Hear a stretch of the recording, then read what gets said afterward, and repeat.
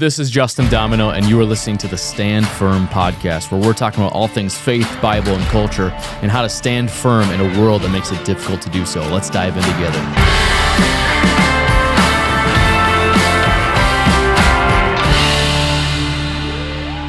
If the internet is the new playground, whose job is it to make sure the slides and the swings are safe?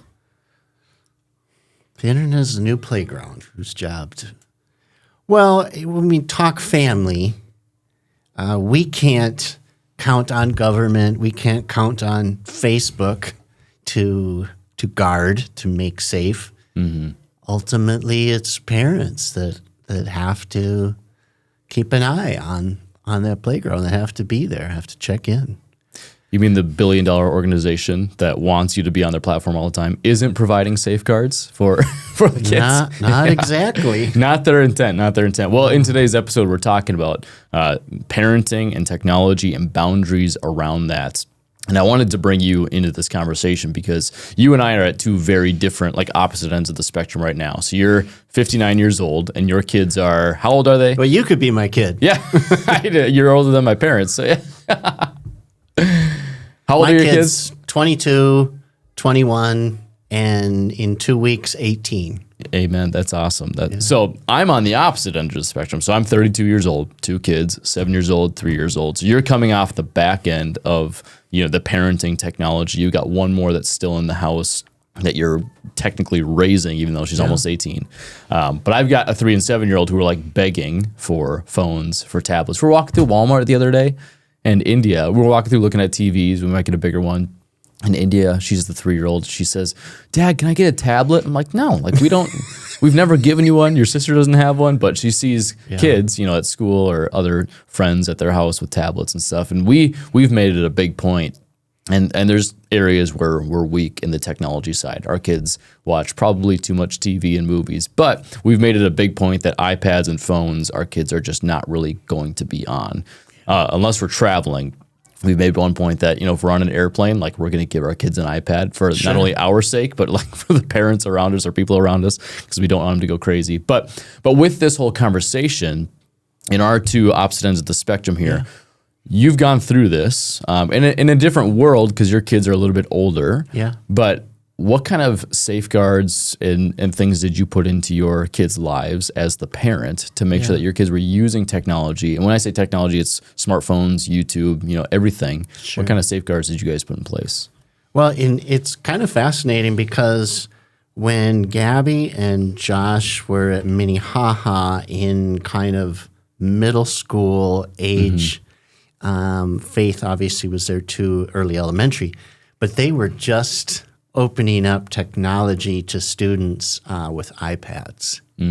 And so you're just getting this going, and everybody's learning things as it's getting going, but they didn't.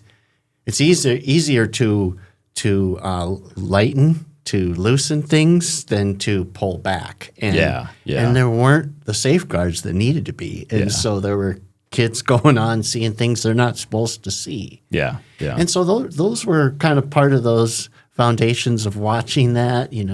We were real guarded in terms of when kids could get technology, when they could get phones and technology, and we utilized good, boundaries that were given. We were joking that my youngest daughter, who was almost 18, she still can't get on YouTube, and it's just because we set these parameters. And she's only allowed to go on YouTube Kids?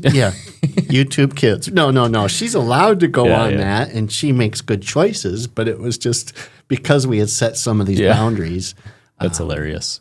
But I think, too, is because Sabbath is an important, boundary for me and life-giving limit for me. We set that. We set things that I've seen the fruit of that be really cool. I used to do this. I thought it was fun. My kids hated it. I would hide their phones on Sundays and Sunday mornings, and they would be looking all through the house for them, and I'd give them back at dinner time. Yeah. But it was just setting that limit of you don't need this all the time. Yeah. And then watching them learn from that and set their own limits and say, I'm going to go off Instagram for a while, or I'm going to go off TikTok for a while. Yeah. So that's the reward of kind of coming through, setting some of those boundaries. And then it can't be a legalistic thing because they'll rebel against that. Yeah, yeah. But working with them and then them adopting that themselves. Well, I love that you brought up the Sabbath and the rest and saying, hey, you don't need this all the time. Because in this conversation, it's so much more than just, and it definitely is this part of the conversation of like, what are you actually looking at when you're on your phone or on YouTube or whatever? Because there's a lot of sexually explicit material. The average age that kids view or see pornography for the first time now is 11. And there's some stats that are actually showing it's like, no, it's like 8, it's 9, it's 10. So it's like, it's getting really far down the line. Yeah. And part of that problem is kids are just being handed iPads with like zero parental, advisory. Even if like you're in the same room, like you don't know necessarily like what your little kids are searching or clicking on this link and it takes them to that link and all of a sudden, bam, where are they? So there's a danger there, and we'll talk about that a little bit. But you've brought up Sabbath and rest, and like you don't need this all the time because it's more than just the sexually explicit material. It's what it does to your social life, what it does to your anxiety, what it does to how you interact with people. Can you talk to adults as a kid? All that kind of stuff. If you're always in front of a screen, you eliminate that human interaction and it affects you in so many different ways, cognitively, socially, with your mental health, with your spiritual health, I think. So with your kids, did they respond well to those things, to those boundaries? They did. They did. And it's a funny joke, but I was a really good hider of those things and would hide them in some back closet somewhere under something. And sometimes they normally wouldn't find them. But they did respond well. And they do appreciate and they those boundaries. And it's a multifaceted thing like you're talking about. It's not just I'm going to hide this phone from you, but learning some of those rhythms or having a bowl in the kitchen where we put those devices in for a Sunday afternoon and enjoy our time together and enjoy some time of rest. And it goes back to the old school. I mean, back in the day, if you go to antique shops, you'll find a lot of wooden Noah's Ark toys. Yeah. Well, kids could not play with secular toys. They had to play with religious toys. So they would play with Noah's Ark toys or something like that. Yeah, I mean, that's pretty legalistic, but there's some benefit to some pulling back. Yeah. With technology with you guys in your house, what kind of effects did you see on your kids? I know you guys put up a lot of boundaries, which you've talked about already, but what I want to go into is like, here's the why. Why are we talking about this? Because there's some real consequences to kids having access to too much technology, especially when it's like unfettered, like there's zero accountability, there's zero watching from adults or parents. And it's not just the sexually explicit stuff, but like the amount of time you're in front of a screen. Sure. Did you see some of those negative effects over your kids? And you don't, for the sake of their privacy, you don't have to get super specific on like this kid did this or whatever, but what kind of negative ramifications did you see that social media or technology had in their lives? John Bevere is a writer, his wife Lisa Bevere. I'll never forget, she said, if you have a poisonous snake in your home, you chop the head off. You get it out of your home. Yeah. Well, the internet can be like that. And are we just letting it roam around, having free access to our kids? And so that's kind of like a shocking illustration of we got to be careful of this. Well, my sister was talking about it. This is probably a year ago, my sister Crystal. And I was a little too crass to her in the moment, but one of her kids came up and like took her phone and like ran off and was like doing something on Instagram. And I was like, why don't you just give him a pack of cigarettes, Crystal? I was like, all right, pull back, just like that was a little too sarcastic. But it's been said before by a lot of like psychologists and stuff that, we looked at the danger of cigarettes and alcohol and all of these things. And we said no to drugs, right? The whole DARE campaign and did all these things, but we don't even realize the impact that technology and screens and social media has. And it's been so detrimental to our kids. Yeah. Now it's not evil in and of itself. That's why we don't completely get rid of it. We're not Amish, right? And I say that sarcastically, but also seriously. We're not Amish, so we understand there is some benefits. But again, what negative ramifications have you seen in your own kids' lives or in the kids that you have influence over? I mean, we've had to kind of walk through and pull back. And I think an overarching thing is how are we discipling our kids? So how are we engaging with our kids and walking this life with Christ, and we can't pull them away from everything evil in society. Yeah, but we can say, hey, what are you learning, and how do we respond to that? How do we open the Word of God together, and what's the truth of that? And so part of that, walking through that, doing purity studies kind of with my son, and walking through like, hey, let's pull back from some of this, and just having that accountability and being able to see great fruit and breakthrough, but yeah, dangers are out there. Yeah. One thing we would do is like, phones got to be outside the room at night. Once they did have phones, they didn't have them in their bedroom all night. They were getting charged in the hallway or in a public space. No TVs in the bedroom. Yep. Those are in common spaces. Now, mom and dad have an exception, and we have a bonus room, and so that's unfair to them. Rules for thee, not for me, right? Yeah. No, it's crucial. I mean, there has been seasons of my life, even as an adult, where I've slept with my phone outside of the room, and not necessarily like for purity reasons, but for like headspace reasons. Like, there's statistically speaking, people sleep better if they're away from their phone. There's a survey that came out that if you like are off your phone for an hour before bedtime, it helps your brain shut down. But if you sleep next to your phone and it pings or dings or whatever, it just alerts you constantly. If you sleep away from it and use an old school alarm clock, which I have, it helps you sleep better. So that's where it's not just about like the sex and sexuality stuff. It's like overall as a human being, our health is taken a detriment because of phones, because of the influence of social media. I mean, I look at, I was a youth pastor for 6 years, 2015 to 2021. And it was amazing in a bad way to see, especially for the teenage girls, the amount of anxiety, depression, body image issues, which these things have always been issues for both boys and girls, but the way that it skyrocketed during these years with the access to social media. I mean, we had like 6th grade girls, 11-year-old girls on Snapchat, like constantly during youth group. I'm like, what are you doing? And those are the same girls. Those are the same girls who are struggling so bad with anxiety, depression, and some gender issues and all these things. Like it's not that phones and social media is evil in and of itself, but it's creating this whole world that, especially at an age where your brain is not fully formed and you don't fully know like what this is, how to use it because you're a kid, we need to have safeguards in place. So what would be your encouragement to parents who are listening to this? Like, and they're probably realizing that like if they haven't had any boundaries, they're probably like, okay, I got to do something because this is like really dark conversation already. But like, what would you encourage for boundaries? Well, I wanted to just bring up, I was hearing a podcast on Faith Radio, AM 900 Radio, on this subject. It was awesome. Carmen LaBerge's program. And they were interviewing Chris Martin of Moody Bible Radio. Moody Bible is, university in Chicago. That's where my parents met. But good school. And he's got a book, The Wolf in Their Pockets.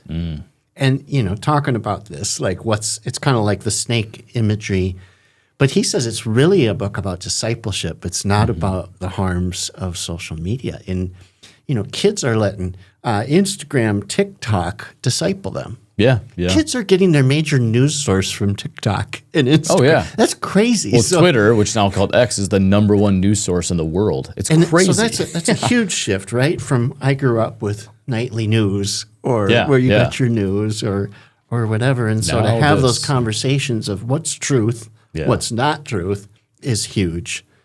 But we have this opportunity to disciple our kids. To Ephesians 6:4, fathers, don't exasperate your children, but train them up, right, in the instruction of the Lord. Yeah. That's our God-given gift as parents to walk through and to encourage. I mean, you talk about the anxiety and all. We have that opportunity with God's truth, with God's word to bring that peace that passes understanding and to bring wisdom and to bring revelation, but to set proper boundaries. And, it's just scary what's happening with chatbots and kids and emotional connection. If we're not aware of that, if we're not talking through that, setting proper boundaries, that's doing great harm. Have you seen the movie kids. Her? No. This is from like 2010, 2011 maybe. It's Joaquin Phoenix, incredible movie. And this is like it's amazing how far ahead of its time it was, because AI and everything didn't come out till like 10, 15 years later. But this guy, who's kind of like a nerdy tech guy, has a relationship with Siri, with like the iPhone Siri, and it's like always in his ear. And he ends up, they start off with informational exchanges, like, hey, set my clock, what's the weather today? And all of a sudden he gets like emotionally and romantically connected. And it's like this wild and crazy story. Sure. If this came 15 years ago when it came out, it's like, this is weird, and you're watching, it's a great movie. But it's like, this is weird. Nowadays you watch it's like, oh yeah, this happens like every day. It's crazy how much influence technology has had. But you mentioned the wolves in our pockets. And so I'm at a church, this is probably a year and a half ago, and I'm guest preaching, and I made a mention of Andrew Tate in a sermon. And afterwards in the lobby, these parents were like, who is Andrew Tate? And like all these adults were like, I don't know. And he's this guy, if you don't know who Andrew Tate is. I've heard of him. I mean, he's like this masculinity influencer, but he says a lot of great stuff about discipline and like manning up and taking ownership, some good stuff. But at the same time, he is like huge misogynist. Says a lot of crazy things about women, says a lot of crazy things about a lot of things. Never somebody I would ever want to be a main influencer over my kid's life or somebody in my church. I would be like, no, that's like, you got to watch out for this. But I say, well, I know you don't know who Andrew Tate is, but ask your son if he knows. And 100% of the times, I'm like, yeah, I know who he is. But it speaks to you might not have any idea who's like popping up onto your son or daughter's algorithm, speaking into their life, trying to give them wisdom or trying to give them advice on anything. It's wild what's out there. In fact, I mean, everybody knows now the whole Charlie Kirk situation and him getting shot last week. And this episode will come out about a week after he was shot. But how I saw the video was unintentional. Yeah. So I'm scrolling through social media, see his name is trending. I'm like, oh, what's going on with Charlie Kirk? Click on it. The very first thing I see is a video that somebody shot live from like the third row, and the neck blows up. And I'm like, I was not expecting to see that today, and it totally messed with for the rest of the day. I was like, I just saw somebody's neck get blown apart, and so I can't even kids, think. How many middle schoolers? Exactly the point I'm making. So my wife is a middle school counselor here in the community, and she went to see that because she knew so many students coming in that were affected in seeing that. Yeah. So it's a reality. It's a new reality of how quick things come, not filtered. Right. Completely unfiltered. You have no idea what's going to come across your screen. And that's where I would ask right now, if you're listening to this and you've got like a, I don't know, like a second grader and up, if they have any access to social media or technology, ask them, did you see the video of Charlie Kirk? Yeah. And I think people would be surprised how many of their kids have seen the video and their parents didn't even know about it. And that's going to have a negative effect on their emotional health and their mental health. So it's important. So with all of this, I think we've set up the big bad wolf picture. Sure. Social media, technology, not evil in and of itself.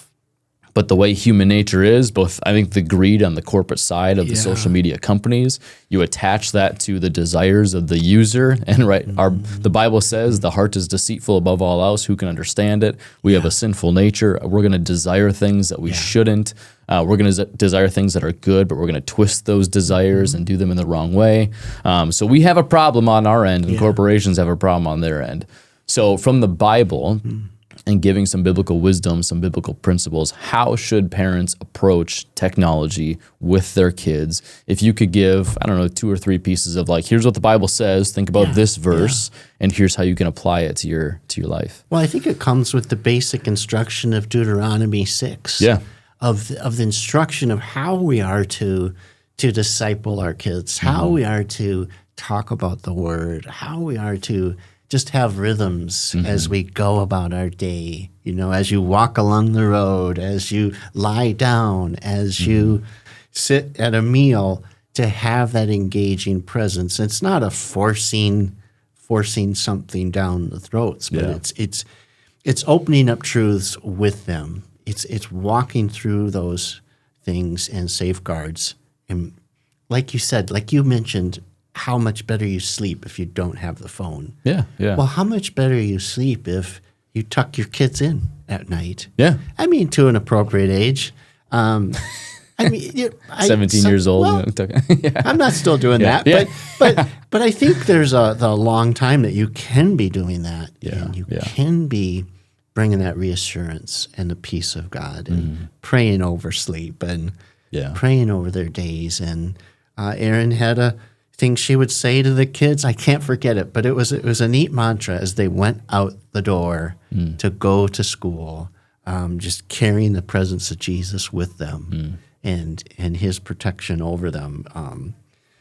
So much of that instruction, right, is just in the Old Testament law of how we are to train up our kids in the way they should go. Yeah, Proverbs 22:6, train up a child in the way that he should go, and he will not depart from it. And I mentioned the Ephesians 6:4 is a lot like that, to not exasperate your kids, but to train them up in the instruction of the Lord. Well, I think all three of these passages that we've mentioned right now, they speak to one thing, that parents have the ultimate say and authority. You know, this goes all the way back to Mean Girls 2004. I don't know if you ever saw Mean Girls, the movie, but the mom walks in, all the friends are over, mom walks in, I'm not a regular mom, I'm a cool mom. And it's like, there's so many parents that want to be the cool mom, the cool dad, and be the friend.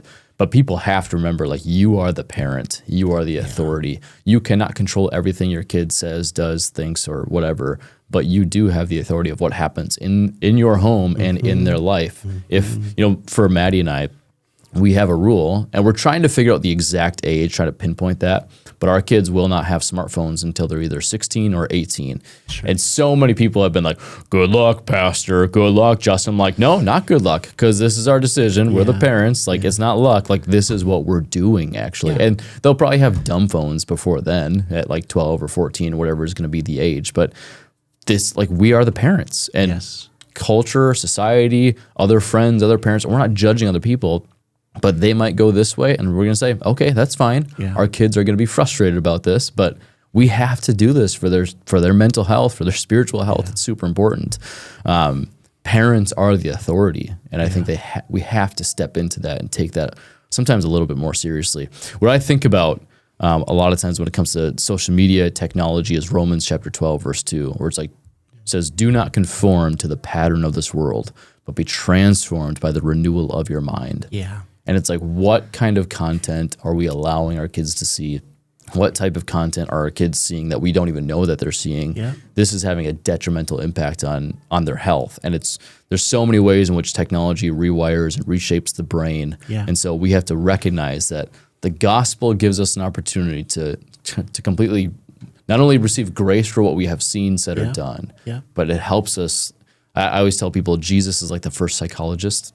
Right, because his grace, his power, his gospel power can actually start to rewire what has been hardwired into you because of what you have seen. I think that's an important piece for those who have are feeling guilty or feeling shame because they didn't safeguard and kids have seen too much. The whole study of the brain on brains on drugs or brains on pornography. I mean, you just see this gray matter, this deadening of the brain. Yeah. And yet, with that rewiring, being transformed by the renewing of your mind, by God's word, by God's truth, by God's grace, it's an amazing creation that can be rewired. That can be reborn and learn new pathways. So I say that there's a lot of hope in, like, this isn't like hopeless, or we have to walk in fear, or the world is terrible, or all, social media. And I'm a doom and gloom guy, especially when it comes to social media. You and I have had conversations for like 10 years about this. So yes, that's I think a good point to be. We want to be hope-filled people, because again, the gospel is not just for the sake of forgiveness. Like, it can actually change. In fact, this is a prayer that I pray for myself almost on a daily basis. Like, God, what I have seen is changing my mind. It is changing my heart. It's affecting how I see the world. Please renew my mind. Every morning before I get up to preach on Sunday mornings, I pray a prayer that I would, when I look out on stage and see people, that I would see them the way that you see them, Father. That's what I pray. Amen. Like, I want to see God's people as he sees them, not as how I've been influenced and how that changes how I see people. So there is good news and there is hope. Yeah. What kind of, so it's 2025. You've talked about a little bit of the safeguards and boundaries and things that you put in place with your kids.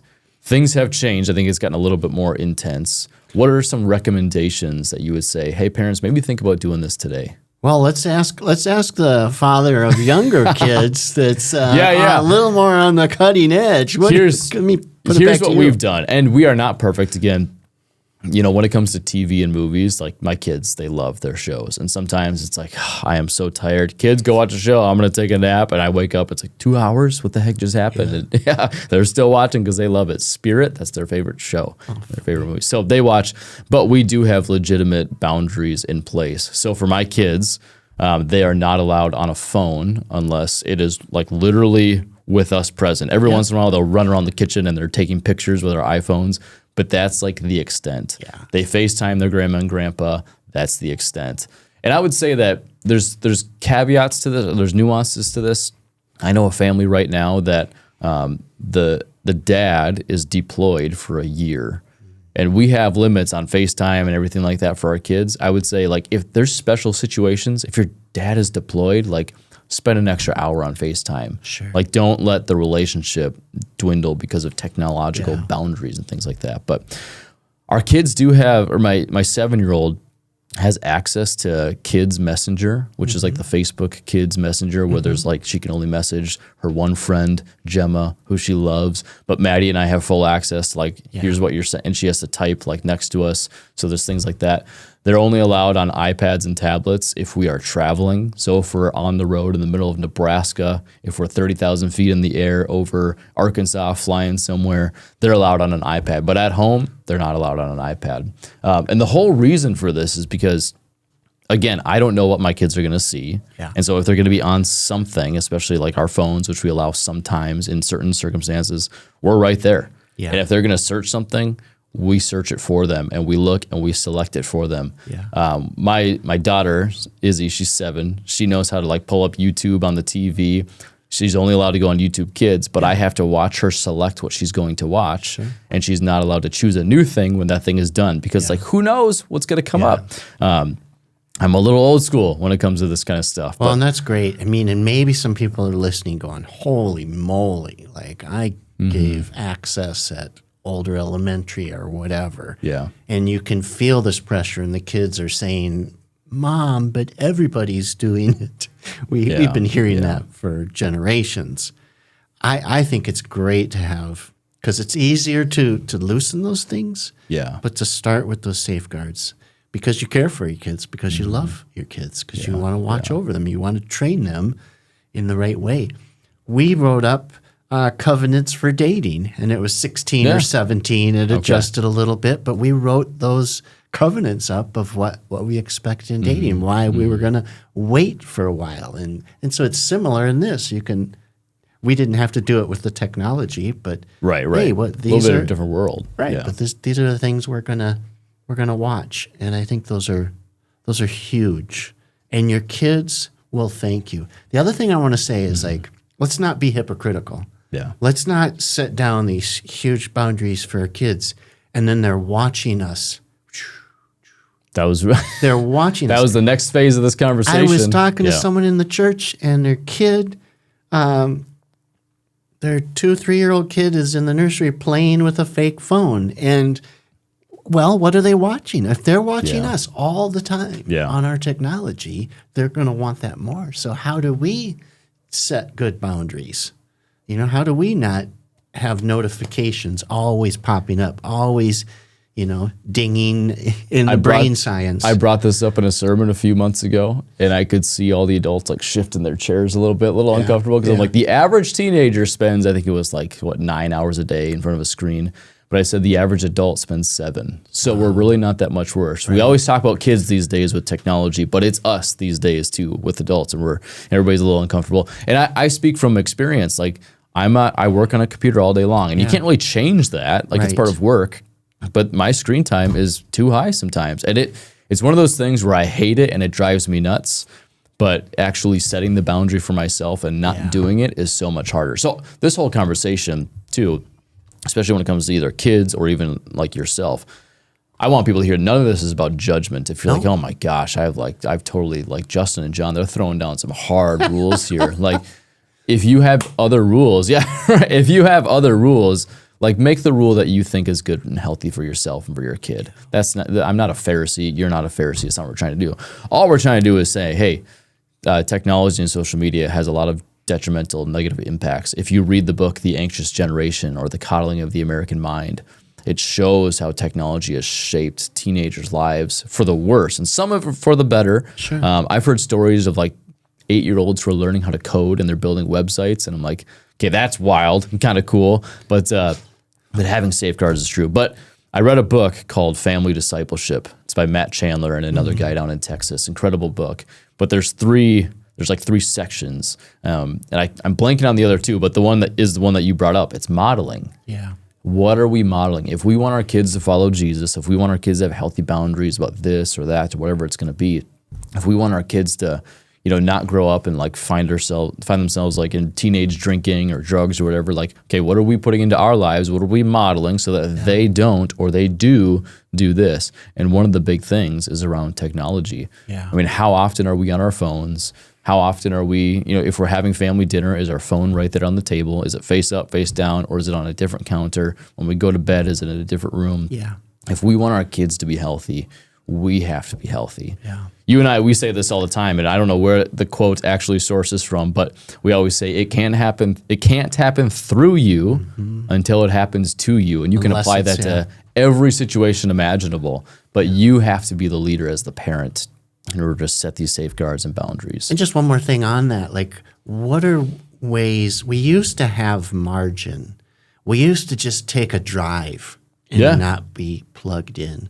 We used to take a walk and not be on our phone or hear the dinging. And so what are those things that we can recapture some of that margin? Yeah. I walked home from work yesterday and loved doing it. It was a 4-mile walk. It was an hour and 10-minute walk. And it was like, man, this was like an hour with Jesus. I had no distractions. I got one quick phone call. But what are those things that we can do? I mean, I've talked about this before, but just walking in nature suppresses fear in the amygdala of our brain. Yeah. Seeing water like calms your nervous system. That's why I live on a lake. Yeah. I don't know why you moved. I thought you were a millionaire, John.